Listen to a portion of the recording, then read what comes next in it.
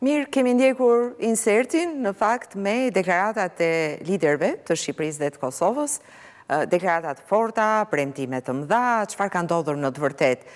Shqiponja me dy koka, apo shikojnë nga njëra tjetra të dyja kokat, apo shikojnë në drejtime të ndryshme. Zoti Durmishi, si e shihni juve? A kemi vërtet një politikë të jashtme të unifikuar, me sa duket nuk e kemi ende? Politikë të jashtme ka një orientim që të jetë bashkëpunuese dhe të jetë në funksion të përparimit të këtyre raporteve. Ne kemi bashkëpunim në nivel diplomatik edhe me vendet tjera, mos përmendi këtu mbështetjen që kemi nga Shtetet Bashkuara të Amerikës, nga disa vende mike, por diplomacia e Shqipërisë dhe diplomacia e Kosovës janë në një raport të veçantë. Është një situatë ku edhe pritshmëritë tona janë më të avancuara, edhe veprime ka, jo aq sa duam, po jemi në një proces dhe sigurisht që do të ndodhë edhe kjo. Kemi në të kaluarën, kemi pas, unë edhe vetë kam përjetuar në momente të caktuara, dorën e mbështetjes dhe kontributin që kanë dhënë Ministria e Jashtme, ambasadat tuaja, sidomos në atë ditë të para, kur kemi bërë hapjen ambasadave. Ndjesi ndërpres, por do të flasim pak më vonë për këtë. Do doja të mbesim pak në këtë situatën aktuale si që është. A ka vërtet një koordinim të diplomacisë, të punëve të jashtme, si që thuhet? Po, ka një orientim që të ketë edhe më shumë koordinim.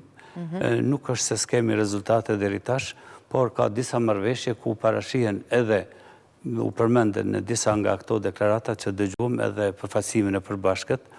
Tashmë në disa vende kemi edhe konzulata të përbashkëta dhe ambasadat cilat funksionojnë pranë mund të ketë një të ardhme jo të largët edhe një përfaqësim edhe më të koordinuar, edhe më të unifikuar dhe çdo gjë është në kuadër dhe në frymën e konventave ndërkombëtare që rregullojnë çështjet e përfaqësimit diplomatik.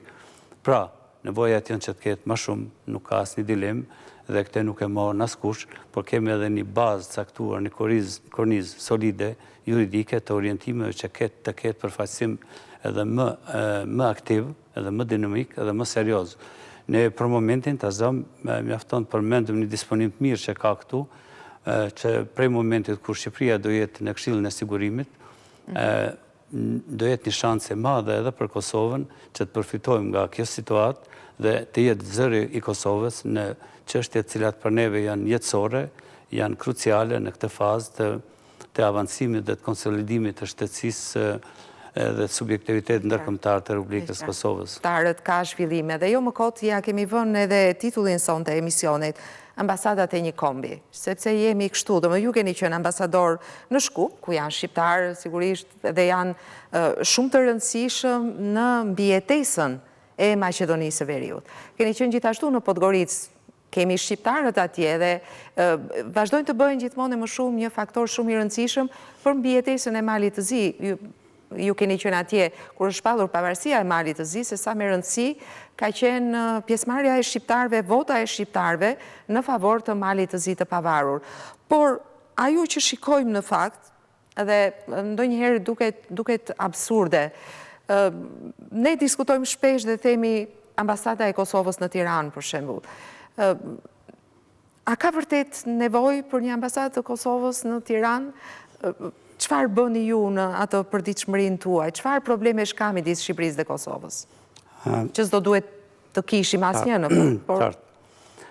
Në Maqedoni është vërtet, Maqedoni quhej atëherë, tash Maqedonia e Veriut, kam qenë cilësinë të ngarkuarit me punë dhe kam pas hap ambasadën, kujtoj edhe zotin Rat Koceri, që ishte një zëri artikuluar me gazetën e tij dhe një kontribut aktiv për emancipimin qytetar dhe të rolin e medias dhe kam respekt veçantë.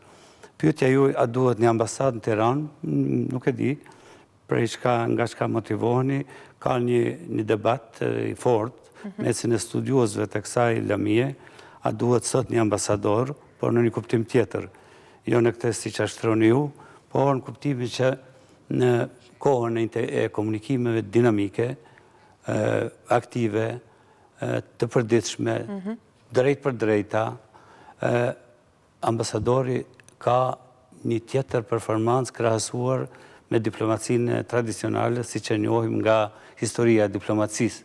Dhe me thanë, dikush të thot edhe hapur madje, se CNN është sot një armik i ambasadorit, i ambasadës, i diplomacisë, por kjo është një frazë ma hershme, ndani janë shtuar... Po flasim, zëtë Dërvish, po flasim për Shqipëri në rastin konkret. Pa merak, në këtë kuptim, duhet ambasadë dhe duhet ambasador kuptohet me një rol të ri, me një rol që ti përshtatet të këti momenti, nëse jo, do me thonë, unë këtu nga Tirana, sa do që t'jem aktive dhe me stafin edhe me gjitha, prapë se prapë janë më të informuar njerëzit se ta zonë para 2-3 vjetësh, para 5 vjetësh, sepse burimet janë të shumëta.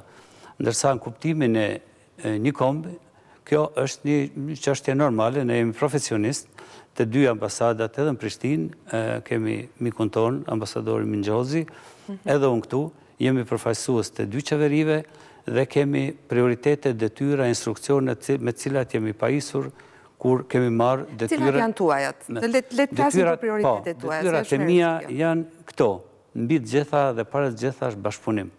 Thellimi i bashkëpunimit, evitimi të gjitha pengesave, paragjykimeve, heqja atyre kufive për cilët folet ju, por në kokat e njerëzve, dhe me thanë që ajo tjetë virtuale dhe të lehtësohet çdo gjë, kuptohet, fuqia ambasadorit dhe ambasadës është para gjithas koordinuese. Natyrisht vendimet i merë qeveria. Ekziston ky kufi, ju folët për një kufi në kokat e njerëzve, ekziston edhe në Shqipëri dhe në Kosovë? Ekziston, në të dy anë të kufi. Në formën asaj që është ma shumë si stereotip, ma shumë si çështje psikologjike se sa fizike. Nuk ka ma pengesa për komunikim. Asnjë pengesë ma nuk ka. Edhe për biznese, edhe për kulturë, edhe për sport, edhe për turizëm, vetëm varet nga vullneti njerëzve, iniciative atyre, natyrisht këto mund të jenë më efikase, më cilësore, më dinamike, por nuk ka pengesa. Ne kemi mjaftë. Po, është e saktë që midis 2 vendeve ka më shumë politikë se sa çka ekonomi, kulturë, që do duhet të ishin shumë, të vinin shumë natyrshëm, sepse realisht s'do duhet kishte pengesa. Po, politika ka rolin e vetë, është mënyra se si artikulohen opcionet, programet, platformat për një stadë saktuar, si që është edhe këj moment, mirë po jeta është më gjërë se politika.